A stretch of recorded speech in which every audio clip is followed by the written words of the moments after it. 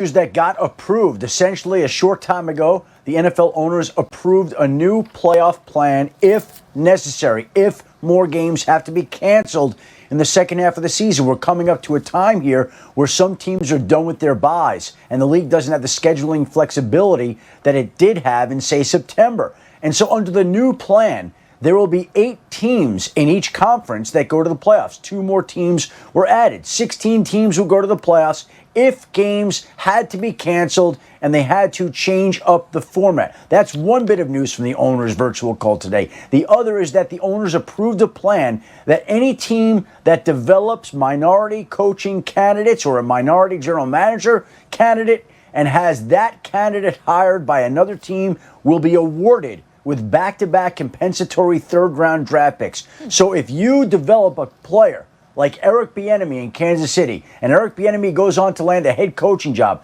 the Chiefs then would receive third-round picks in 2021 and 2022.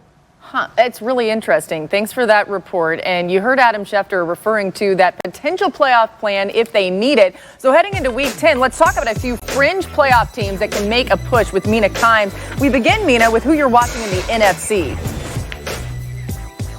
Yeah, I'm not sure if Arizona's even a fringe team because they beat Seattle, who's in the lead in the division, thanks largely to the play of Kyler Murray. I had a couple questions about him, Laura. Intermediate passing game, can he improve, and can they develop a secondary option to DeAndre Hopkins? You saw Christian Kirk, some of these highlights, absolutely ball out against Miami. And over the last month, Kyler has been third in the NFL in passer rating on 5 to 15-yard passes. He has been amazing. On the other side, the Colts are coming off a loss, but they're still such a balanced, formidable opponent. Yes, at times the offense is a little stilted and Phillip Rivers turns the ball over, but how about that defense is ranked in the top 5 in just about every category? Want to say a name we don't say nearly enough. Darius Leonard, one of the best defensive players in the NFL, one of the probably 3 best linebackers in football. Dude is just a playmaker every game, and he can single-handedly take over games. So watch the Cardinals and the Colts, according to Mina. And there you see it, the AFC playoff picture. The Steelers, Chiefs, Bills, and Titans, your division leaders. Remember, 3 wildcard spots per conference this postseason. Ravens, Raiders, and Dolphins currently in position there. You got the Colts and the Browns on the outside looking in. And Dan, you just heard Mina talking about the Colts. The Raiders right there in the mix for a wildcard spot. They got the same record at 5-3 as those Colts. What are your feelings about the Raiders this year? Yeah, I don't think we're talking about them enough. I don't think we're talking about their quarterback enough. This is a team that their defense is okay, but they got a really solid offensive line. They can run the football. They use formations as good as anybody, but it's really how good they are on third down. In the way that they formation things and get their playmakers the ball. If you look at it, they put the ball on the right hash, third and long. Then you put your formation into the boundary. You got to put numbers over there. You got one-on-one at the bottom of the screen. If you want to play single high safety, now for Derek Carr, this becomes a one-on-one matchup on a go ball to Nelson Aguilar, who's having an outstanding season for them. He wins a little bit at the line of scrimmage, right? He's kind of even right there. But he stacks that corner, and now look at all this space that Carr has to go throw this ball deep down the field, and he can fade him to the sidelines. And how about a pass-catching back? They got a bunch of weapons, but if you want to play coverage against them, Jalen Richard 2 years ago led this team in catches. And they give him a ton of options out of the backfield. If you want to cover all those weapons, Waller, Renfro, Nelson Aguilar, Ruggs, he's going to give options one-on-one. Derek Carr trusts him. And third and long, you can give him matchups against maybe covering down safeties or linebackers for big conversions.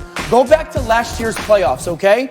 The top 5 teams in the NFL on third downs on offensive production last year are Kansas City, Baltimore, Dallas, Philly, San Francisco. 4 of them are in the playoffs. The only team that's not is Dallas. They're playing Week 17 to get in. This is the number 2 third down offense in the NFL.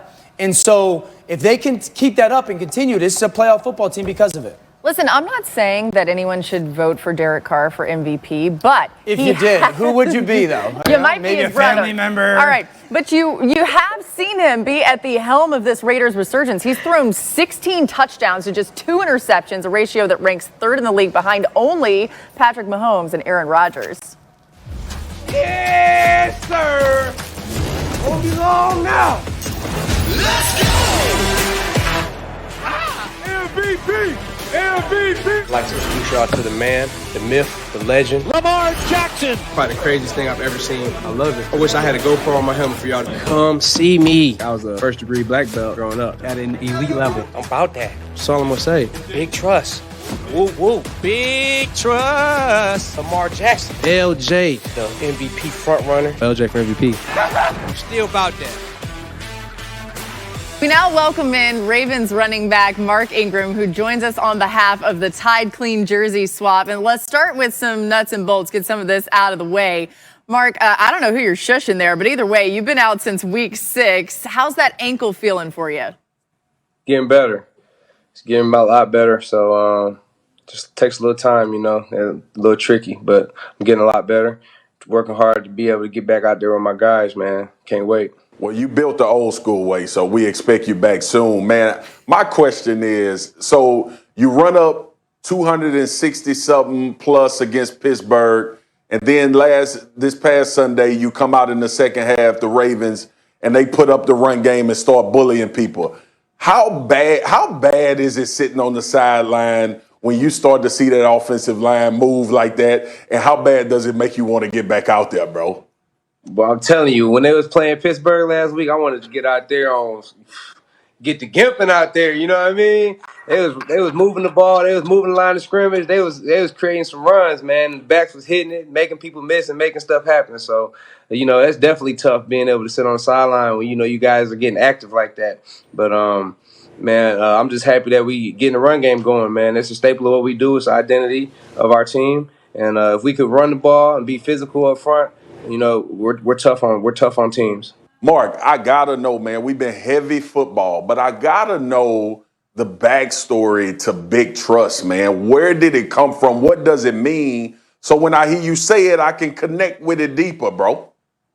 Basically, I think it hails from Broward County, down there with LJ and Hollywood Brown. You know what I mean? So, and when I first came to the Ravens, like, you know, I'd just be rapping with Lamar, and he'd be like, trust.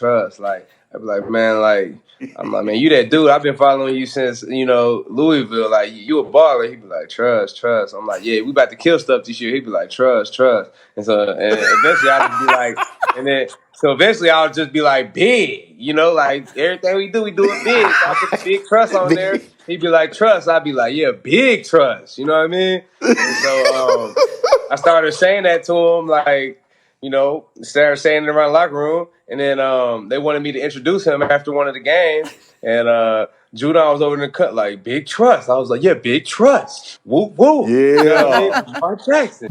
Now I would just like to introduce y'all to the man, the myth, the legend, the MVP frontrunner. If anybody else got to say something different about that, then come see me. Yeah. I'm right here in B-More outside the bank. If you got an issue with that, come see me. I'm about that. Big trust. Woo, woo. Lamar Jackson in the flesh. Yes, sir. Big trust. And then after that, it just took off. But it started with Lamar, started with Hollywood. Lamar was always telling me trust, always saying trust. And I just said big trust. And that's love, man. Blew up from there. Let's play a little game here. We're gonna do finish the sentence. So I'll say the sentence and then you finish it for me after I go. All right, you ready? Yes. Okay. Lamar Jackson is baby goat. Baby goat, still growing. The baby goat. I love it.